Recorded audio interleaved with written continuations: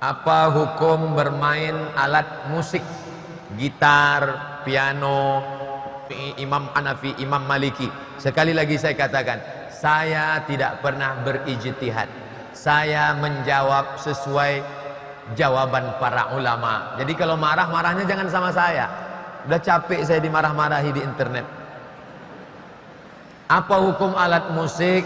Kata Syekh Yusuf Al-Qaradawi dalam kitab Fiqhul Musiqa wal Aghani, fikih musik, kata beliau, al-ghina mithlul kalam. Musik itu sama macam cakap. Kalau baik, ya baik. Kalau tak baik, ya tak baik. Musik yang baik mana? Barakallahu lakuma wa baraka alaikuma wa jama'a bainakuma. Baik. Mana lagi lagu yang baik? Ingat mati. Orang kaya mati, orang miskin mati, orang jelek mati. Mati. Bagus. Ibu-ibu punya lagu nasyid. Bagus. Bila Israel datang memanggil, jasad terbujur. Itu boleh. Tapi kalau musiknya mengajak berzina, ngajak bunuh diri. Ada dulu lagu kalau didengarkan orang mau bunuh diri bawaannya, itu haram. Apa hukumnya mendengarkan musik atau memainkan musik ataupun nyanyian? Ini pertanyaan ini ternyata sudah ditanyakan oleh umat Islam berabad-abad sebelum kita. Maka pertanyaan ini jawabannya pun akan mengulang apa yang mereka sudah jawab. Yang paling mengena dan paling pas dalam menjawab hal ini adalah Imam Al-Mujtahid Ibn Hazm Al-Andalusi. Beliau menulis sebuah kitab kecil tapi sangat luar biasa, judulnya Ar-Risalah mengenai Al-Musiqi, Ar-Risalah fil Musiqi atau Anil Musiqi. Imam Ibn Hazm mengatakan di sana, beliau juga bergelar Al-Hafiz. Al-Hafiz berarti hafal hadis ribuan lengkap dengan sanadnya dan mengerti bagaimana kualitas-kualitasnya. Beliau memastikan bahwa tidak ada satupun hadis yang sahih menurut Imam Ibn Hazm. Nah, ini kata kuncinya, menurut Imam Ibn Hazm tidak ada satu hadis pun yang sahih yang dapat digunakan untuk mengharamkan mendengarkan musik atau nyanyian. Perkataan ini kemudian jadi bahan obrolan, perdebatan, diskusi para ulama setelah Ibn Hazm. Apakah benar yang Ibn Hazm maksudnya? Terlepas dari semua perdebatan itu, mari kita lihat apa dalil Imam Ibn Hazm dalam membolehkan musik. Dan dia memperhatikan dalil mana yang digunakan orang untuk mengharamkan musik. Pertama, dalil yang paling sahih untuk mengharamkan musik cuma satu, yaitu yang ada dalam Sahih Bukhari, la yakununna min ummati, akan ada sekelompok dari umatku, awamun min ummati dalam riwayat lain, sekelompok umatku, yastahilluna al-hirra wal harira wal khamra wal ma'azif, yang mereka menghalalkan hirra wal harir, kemudian di belakangnya khamar wal ma'azif, wal ma'azifa. Apa arti ma'azif? Ma'azif merupakan jamak dari ma'azaf atau azaf, yang berarti alat musik atau ma'azif ya. Ini berarti alat musik. Yang dulu dipahami alat ma'azif adalah alat musik yang dipukul, karena orang Arab hanya mengerti alat musik saat itu adalah alat pukulan. Berdasarkan hadis ini, beberapa ulama, sebagian ulama mengharamkan musik. Kita tidak menyalahkan ini atau tidak percaya langsung juga. Kenapa? Karena hadisnya secara harfiah, secara tekstual memang menyebutkan akan muncul sekelompok orang yang menghalalkan harir. Ini berarti baju atau pakaian yang terbuat dari sutra. Kemudian khamra berarti tuak, wine, khamar dan sejenisnya, wal ma'azif, dan ma'azif alat musik. Namun Maulana Imam Shaltut di Mesir ya, kemudian murid-muridnya dan imam-imam para masyaikh Al-Azhar yang sampai hari ini masih ada, Syekh Ahmad Thayyib, Masyaikh Al-Jum'ah, bahkan beberapa ulama-ulama di sana, termasuk Syekh Yusuf Al-Qaradawi yang tadinya adalah bagian dari anggota ulama kibar tapi kemudian keluar lalu pindah ke Qatar. Mereka sepakat mengatakan bahwa waw di situ dalam bahasa Arab, waw tidak hanya berarti dan, tapi juga berarti bersamaan dengan. Artinya mereka menghalalkan al-hirra wal harir, yang berarti baju sutra, kemudian khamar, dilanjutkan bersamaan dengan adanya ma'azif, alat musik. Arti dari hadis ini bahwa musik tidak diharamkan karena zatnya, tapi musik diharamkan karena digunakan orang-orang untuk dugem, untuk campur baur laki perempuan, buka aurat, tari, telanjang, na'udzubillah min dzalik, seperti yang terjadi di beberapa tempat yang menjadi pusat maksiat pada zaman ini. Nah, diharamkan musik bukan karena zat musiknya, tapi karena dia ada di saat ada yang haram yang lain yang menyertainya. Ini penjelasan para ulama. Maka waw di situ diartikan waw ma'iyah, waw bersamaan dengan. Seandainya tidak ada itu, maka musik menjadi halal. Terakhir, Imam Al-Ghazali, Abu Hamid Al-Ghazali membahas pembahasan ini yang sangat panjang dalam kitab Ihya Ulumuddin, bab Kitabus Sama, dan beliau mengatakan, kesimpulan besarnya, jika nyanyian dan musik itu baik, menyegarkan hati, menumbuhkan kerinduan kepada Allah, melembutkan jiwa, maka itu hasan. Ya. Hasanuhu hasan. Yang baik dari musik dan nyanyian itu adalah hukumnya baik. Maka jika dia syar, fahuwa syar. Jika dia buruk, maka dia dihukumkan buruk. Berarti jika dia bagus, maka jadi halal.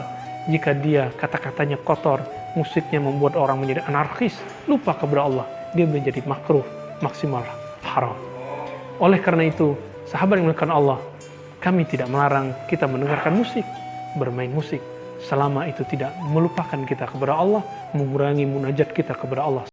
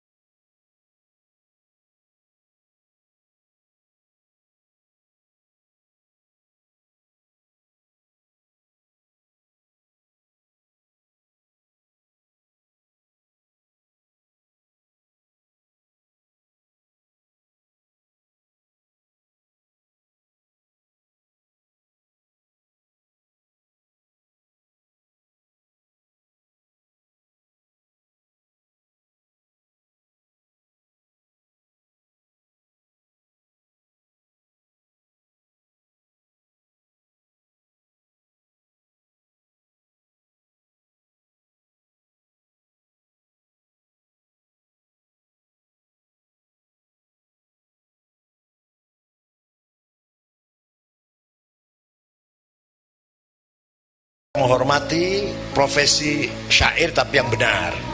Malah dalam akhir surat itu dikatakan wasyu'ara'u yattabi'umul ghawun alam taro annahum fi kulli wadi yahimun wa annahum yaquluna ma la yaf'alun illa alladziina amanu wa 'amilus shalihat wa dzakarullaha katsira. Kebanyakan para penyair itu yaquluna ma la yaf'alun, mengucapkan sesuatu yang dia nggak kerjakan. Coba kalau lagi nyanyi, Masya Allah, cinta yang tulus, bukan karena harta, bukan karena bala, gombal itu.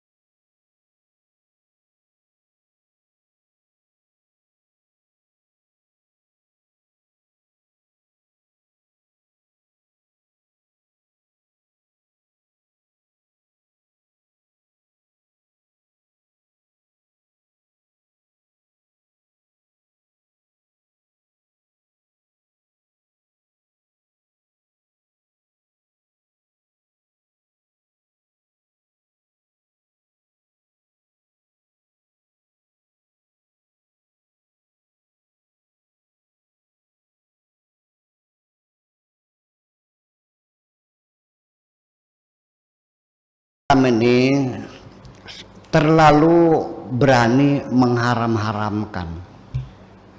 Standarnya begini, yang dimaksudkan Islam yang benar ini pemahaman orang yang nggak usah disebut nanti tersinggung lah gitu.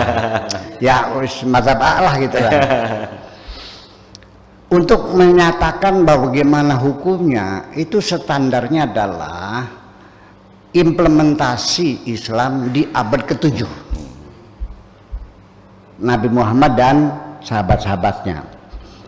Ketika ditanya bagaimana hukumnya gitar, ntar dulu kita lihat dulu, dibuka ya antropologinya, arkeologinya. Oh nggak ada, gitar nggak ada. Oh berarti haram.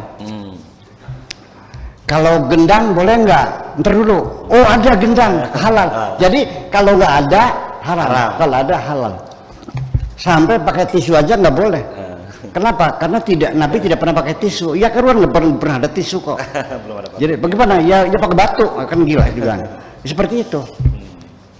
Nah kembali lagi, ya silahkan Anda berkarya di bidang seni. Nanti Anda kalau masuk surga bersama seorang nabi, juga seorang nabi seniman, seorang musisi namanya Daud. Dia adalah pemain harpa, dia cari makannya dari main harpa. Nanti Anda bersama Nabi Daud, jangan khawatir ya. Yang penting kalau dapat rezeki bagikan sama teman-teman. Ya, mereka dibagi-bagi insyaallah. Ya, sebab bagaimanapun juga namanya entertainment itu mesti saja bersenggolan dengan kemaksiatan, bukan kemusyrikan, kemaksiatan itu wajar. Apalagi itu di majelis zikir saya saja itu tidak semuanya niatnya bener kok. Ya, jadi ya, motor hilang gimana? Berarti ada maling masuk.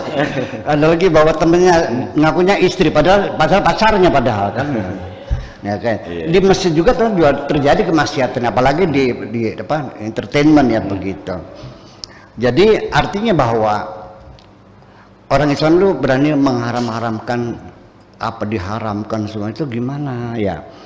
Begini aja lah bagi Anda bahwa sebetulnya yang berhak mengharamkan itu hanya Allah.